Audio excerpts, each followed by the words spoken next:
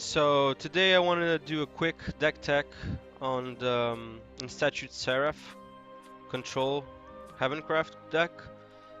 Um, so let's see here. Okay, this deck is a control deck. What that means is you want to control the board all the time and win by Statute Seraph. So it means a lot of these cards will be to control the board, to draw cards, etc. So we're gonna start off with play set of Secret Pleas. Turn one play if you have it in your opening hand. So 3 countdown, costs 1, and when the last words, draw 2 cards. Good to refill your hand, keep the fuel going. Nothing much more to say. Hero of Illusions. Now, ideally, I want to get the third one of him. Costs 1, countdown 3, last words, summon a Dream Rabbit. Now this Dream Rabbit is a 1/2 with Ward. When the rabbit dies, it summons a new Hero of Illusions amulet. So it's recurring Ward followers. So this is kind of important against those more aggressive decks. You want to keep 1, 2 of these in the board. Don't keep too many of those on the board though, because it will clog up the board and you can't have other charms like in Statute Seraph or Tribunal of Good and Evil. But solid card. I definitely recommend getting at least two of these in your deck. Hallowed Dogma. For 2, it subtracts 2 from the countdown of an allied amulet, and you also draw cards. So it just speeds up last words. If you need a ward follower fast, boom, Hallowed Dogma. If you need to draw cards faster, just Hallowed Dogma your Secret Plea. Now, if you want to control the board, it means you need some removal, and that's where Blackened Scripture comes in. For 2 play points, banish an enemy follower with 3 defense or less.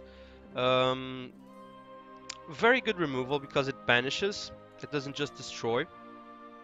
You can get rid of those pesky followers that, when they die, they leave a lich, a 4/4 lich, for example. Very useful against those.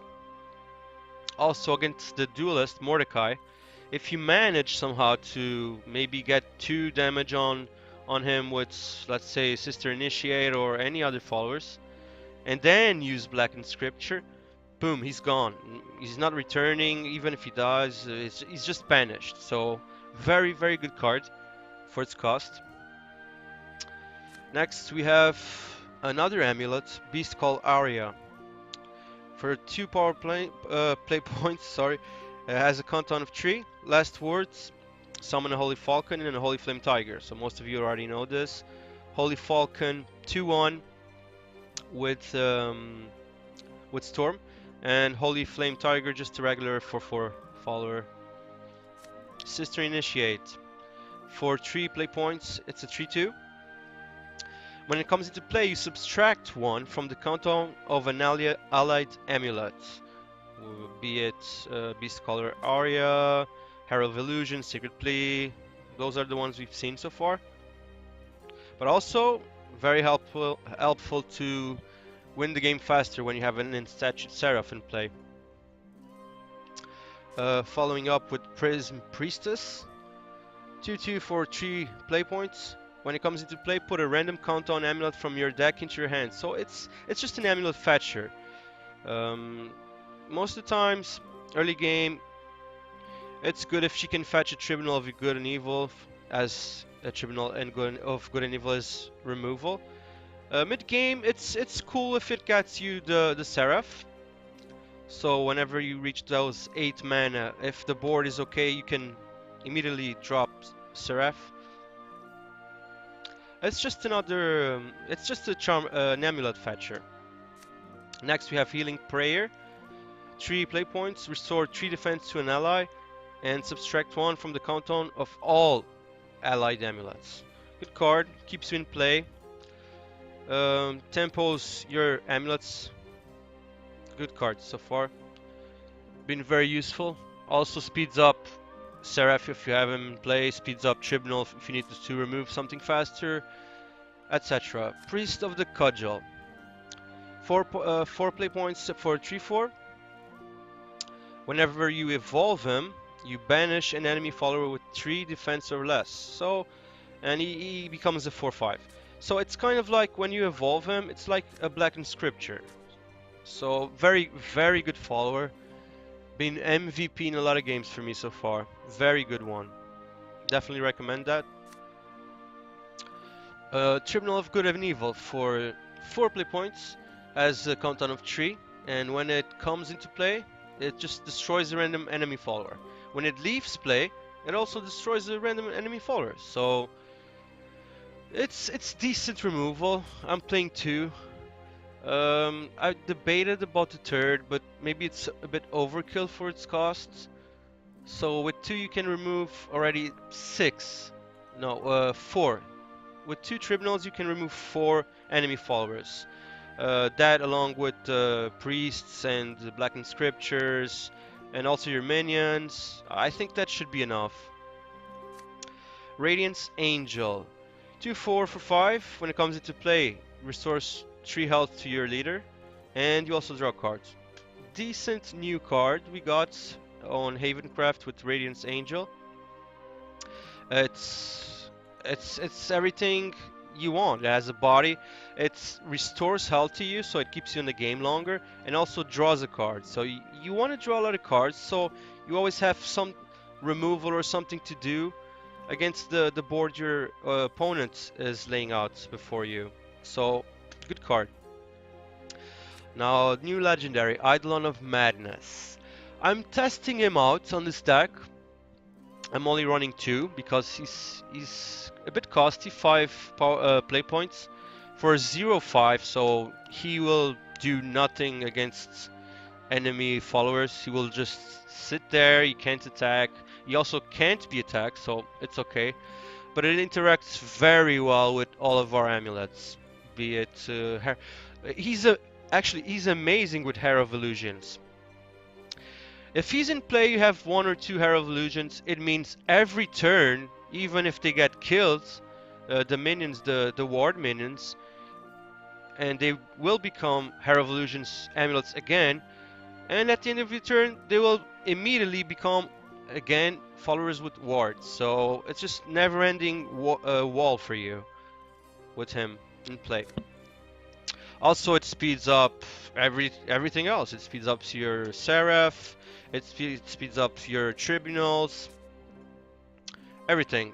So far, I don't regret having him. But he's a bit iffy. He won me games already, but there are games he doesn't do much. So maybe this is not the right deck for him. But he can certainly help in some situations. Now, Damus' Decree, this very important card in this deck. 6 play points, destroy all followers. So this kind of card is essential in a control deck. Especially since your win condition is an alternative win condition, which is in Statute Seraph. This essential, get 3 if you're building a control Seraph deck, get 3 of these. So they will get their worth for sure. They will leave you in the game much longer. Essentially, it's a must-have on this deck. Luxhorn Sarissa. I'm testing her out. I'm debating on maybe having 2 of her because she's been very, very good. 5/5 for 7 has rush, and she cannot receive more than 3 damage at a time. So let's say you're against the Balor. Well, maybe Balor is not the best example because he can have Bane if he evolves. But big minions, you evolve her, get a 7/7. Attack. Maybe you don't even need to evolve her right away since she has rush and she can only take 3 damage at a time. But If you have the need to remove something with higher defense, just evolve her and go for it. She will only take 3 damage.